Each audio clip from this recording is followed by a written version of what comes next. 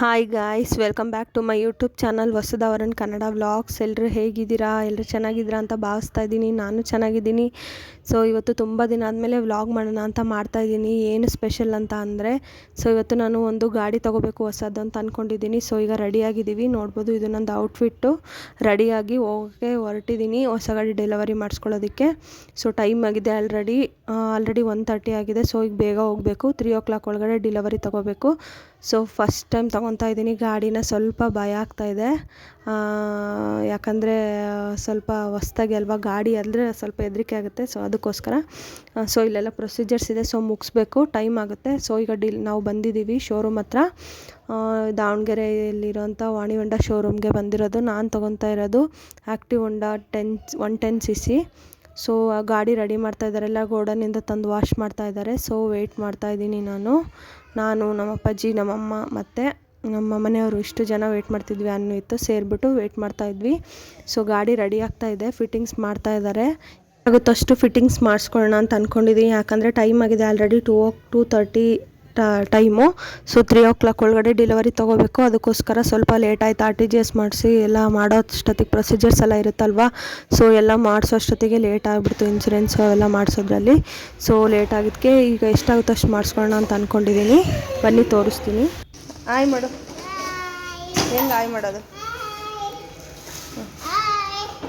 ಗಾಡಿಯಲ್ಲಿದೆ ನಿಮ್ಮದು? ಅದಾ ನಿಮ್ಮ ಗಾಡಿ?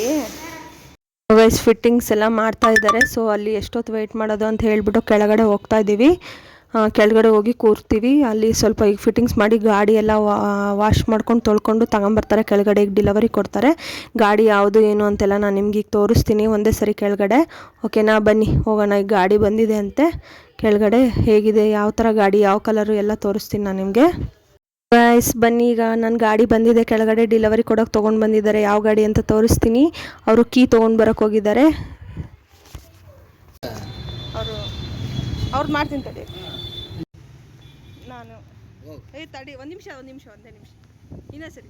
ಸೊ ಗೈಸ್ ಇದೆ ನೋಡಿ ಗಾಡಿ ನಾನು ತೊಗೊಂಡಿರೋದು. ಮರೂನ್ ಕಲರ್ ಬರುತ್ತೆ, ಆ್ಯಕ್ಟಿವ್ ಹೊಂಡಾ 110cc.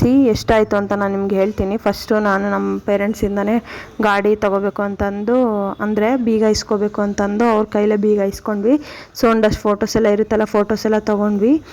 ಫೋಟೋಸ್ ತೊಗೊಂಡ್ಮೇಲೆ ಲಾಸ್ಟಿಗೆ ಸ್ಟಾರ್ಟ್ ಮಾಡೋಕ್ಕೆ ಹೇಳಿದೆ ನಮ್ಮ ಅಪ್ಪಾಜಿ ಬ್ರೇಕ್ ಹಿಡ್ಕೊಂಡು ಸ್ಟಾರ್ಟ್ ಮಾಡಿದ್ವಿ. ಸೊ ನಾನೇ ಸ್ಟಾರ್ಟ್ ಮಾಡಿಕೊಂಡು ಹಾಗೆ ಮುಂದೆ ಬಂದೆ. ತುಂಬ ಚೆನ್ನಾಗಿದೆ, ಕಲರ್ ಮಾತ್ರ ನನಗೆ ಭಾಳ ಇಷ್ಟ ಆಯಿತು. ಸೊ ನನಗೆ ಇದೇ ಕಲರ್ ತೊಗೊಳ್ಳಿ ಅಂತ ಹೇಳಿದರು. ಕೇಳಿಸ್ತಾರಲ್ವ ಈ ಕಲರ್ಸ್ ಯಾವುದು ತೊಗೋಬೇಕು ಅಂತೇಳಿ. ಸೊ ಹಂಗೆ ಈ ಕಲರ್ ತೊಗೊಳ್ಳಿ ಅಂತ ಹೇಳಿದರು. ಸೊ ಹಂಗಾಗಿ ನಾನು ಈ ಕಲರ್ ತೊಗೊಂಡೆ. ಸೊ ಇದೆಲ್ಲ ಬಂದುಬಿಟ್ಟು ನನಗೆ ಟೋಟಲಾಗಿ 7,000 ಆಗಿದ್ದು, 7,000. ಸೊ ಈಗ ಗಾಡಿ ಎಲ್ಲ ಡೆಲಿವರಿ ಕೊಟ್ಟಮೇಲೆ ತೊಗೊಂಡು ಹೋಗ್ತಾಯಿದ್ದೀನಿ. 3 o'clock ಒಳಗಡೆ ಡೆಲಿವರಿ ಮಾಡಿಸ್ಕೋಬೇಕಿತ್ತಲ್ಲ, ಅದಕ್ಕೆ.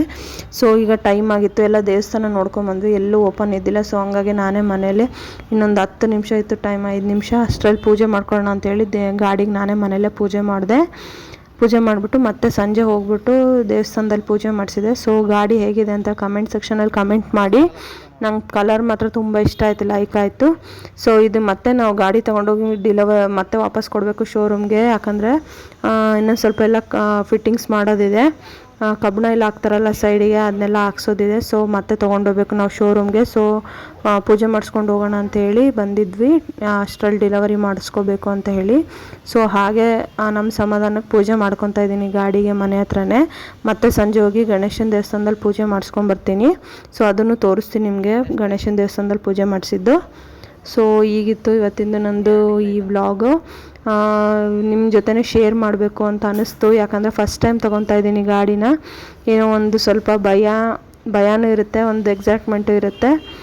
ಸೊ ನಿಮ್ಮ ಜೊತೆ ಶೇರ್ ಮಾಡಬೇಕು ಅನ್ನಿಸ್ತು. ಸೊ ಶೇರ್ ಮಾಡಿದೆ. ಖುಷಿ ಆಯಿತು ತುಂಬ.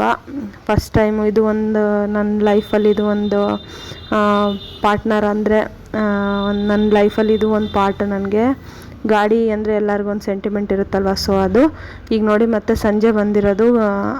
ಸ್ವಲ್ಪ ಫಿಟ್ಟಿಂಗ್ಸ್ ಎಲ್ಲ ಇದ್ವಲ್ಲ, ಎಲ್ಲ ಫಿಟ್ಟಿಂಗ್ಸ್ ಮಾಡಿಕೊಡ್ತಾ ಇದ್ದಾರೆ. ಇನ್ನೊಂದು ಸ್ವಲ್ಪ ಕಮ್ಮನ ಎಲ್ಲ ಹಾಕಿಸ್ತಾ ಇದ್ದಾರೆ, ಸೈಡಿಗೆಲ್ಲ ಹಾಕೋದನ್ನು ಹಾಕ್ತಾ ಇದ್ದಾರೆ.